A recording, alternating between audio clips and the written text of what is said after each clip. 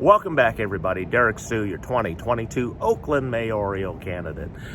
Today we're going to be closing out AAPI month and also Mental Health Awareness Month. This has been a crazy month for mental health issues. We've seen quite a few shootings here across our nation, and we've once again started the conversation about gun control, which I have a solution for that not everybody's going to be on board with, but this is definitely going to make a difference. So I'll be talking about that in the near future here. But today, for closing out Mental Health Awareness Month, I have a guest here, and this is Sandy Lee. Come on in, Sandy. And she wants to talk about the stigma, possibly, of cultural differences. And there's a lot of cultural differences that affect Mental Health Awareness Month and mental health itself. And so Sandy has experienced mental health issues in general, and so I'm going to allow my friend Sandy to talk about those cultural differences. So, Sandy? Hi, yes, good morning. Hi, Derek. Thank you for having me on. I remember, I'm a native Oaklander, and I remember when I was a young girl, I was educated by my mom about, mental illness and stigma, especially, within the Asian community. I remember two of the family friends that we have. They were actually Korean era veterans. So, they were normal people, but after the war, they came out traumatized, and they were no longer functional to where they could hold a job. So I'm pretty sure that the VA and the Social Security Administration had taken care of their needs. Yeah, and here in the Asian culture, I've always noticed that there's a stigma just in our Asian culture that we don't talk about mental illness, even though we see it. And at times, I've had to deal with family members myself that had mental issues, and then it was made worse by alcohol, by drugs, and they're self-medicating so that they're trying to cope with those horrible traumas that they experience that brought on some of their mental illness. This particular family member came back from the war, World War II, back in the day, traumatized because he went in underage, number one.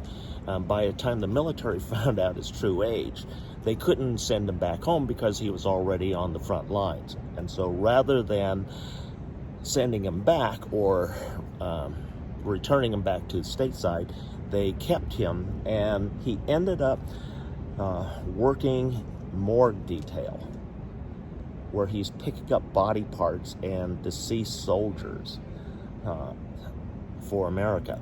And this was a 17-year-old who's a teenager who's not experienced death or seeing the horrors of mankind. And so he spent 4 years in the Army picking up bodies for America and to make sure that our servicemen were able to be returned home. But that traumatized him, and those mental images that kept replaying in his head. These are mental issues that we talk about that can be brought on by a number of different things. Environment is namely one of the causes for a lot of mental issues because of trauma or negative experiences. And then we also have some that are genetically connected in terms of mental illnesses. And we tend to hide and stigmatize a lot of mental illness.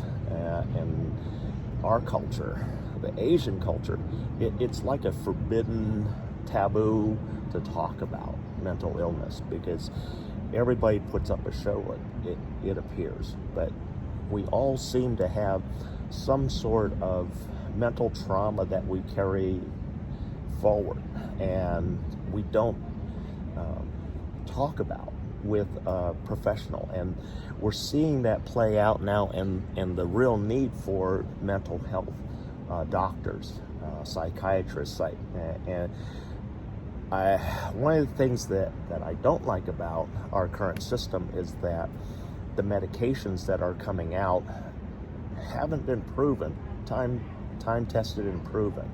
And so what could be a good solution many times ends up not as good of a solution. And I can personally vouch for that, because I've been on some of the medications for my PTSD in the past, and also my severe depression, but then I didn't like the effects of that. And I'm sure there's a lot of folks that refuse to take their medications because of the side effects. And so trauma can be brought on by a lot of different things. How we cope and deal with it can be a wide range of stuff, but we need more mental health care today, and we need more doctors, psychological doctors.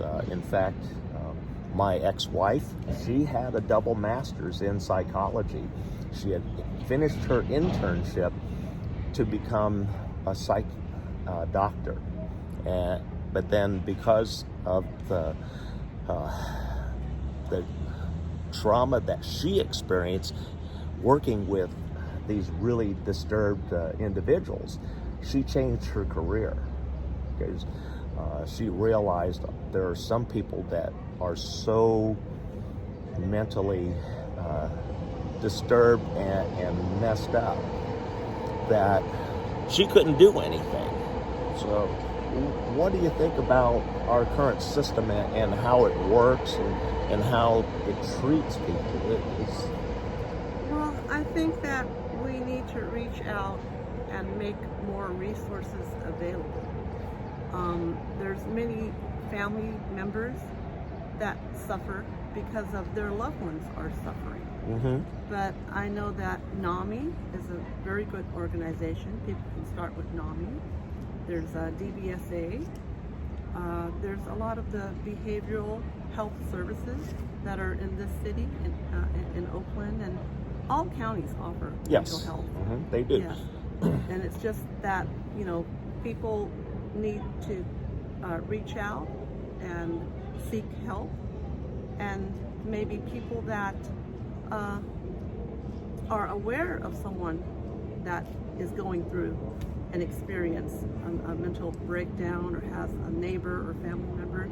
If you have the resources, you can give them, the information so that they can seek services. Right. And folks, there are low-cost programs available right now. We have a new mental psychiatric program that has started with Alameda Health Systems. I was on the board that helped put that in place. So seek out help. Seek out a mental health doctor. I can't tell you how valuable that resource has been for myself in dealing with my PTSD and also my major severe depression. And I've been able to manage that very, very well without having to use psychotropic medications from the psych doctors. And so it can be managed.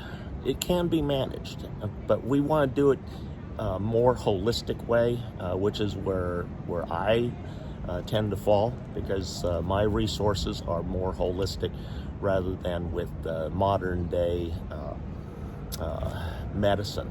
And so we have to create options, not just Western medicine, to deal with the mental illness issue. And folks, because I'm a federal firearms licensed carrier of a weapon, I am under an annual evaluation. I am compelled every year to go and talk with a psychiatric doctor and be evaluated for the continuance of my license.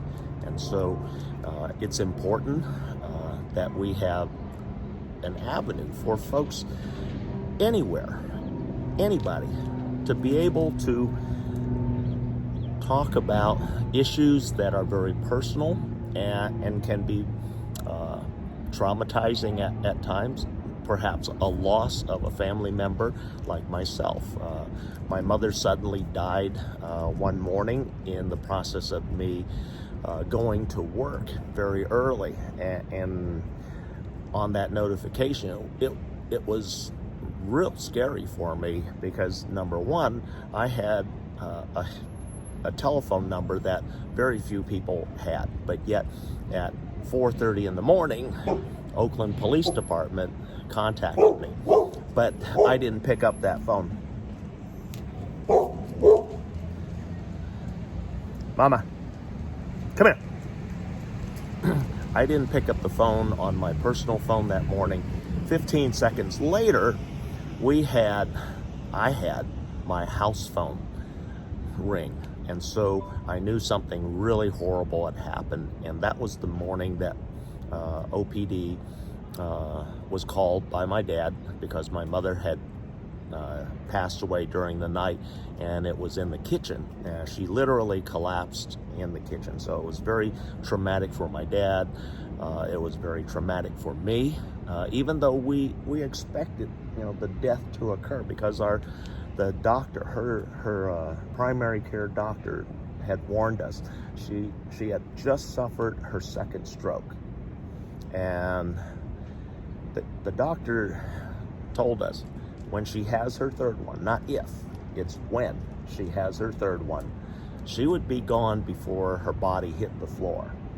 And we found that to absolutely be true. So my mother did have some mental illness issues that she did not display publicly, but to the family, myself, my sister, and my dad, we were all aware of some of the mental issues that she had. And so it was kept very quietly. And again, it comes back to cultural stigma. And we have to get past cultural stigmas and societal stigmas to really get on track with mental health awareness. And so this month, I just want to remind everybody, Mental Health Awareness Month is concluding. Please seek out mental health doctors. Even if you don't believe that you have any issues, you may be able to just relieve your mind of something, and that could really make a difference. And with gun control, we need to incorporate a mental evaluation for every gun owner out there. And for those that are evaluated dangerous, those are the people that must surrender those weapons. And then for those that are just coming of age, where they can get hold of or purchase a gun legally, these should be automatic requirements, a mental evaluation prior to the purchase of any weapon, or they have a current card stating that they've already been interviewed and that they have been cleared through that evaluation for a gun purchase.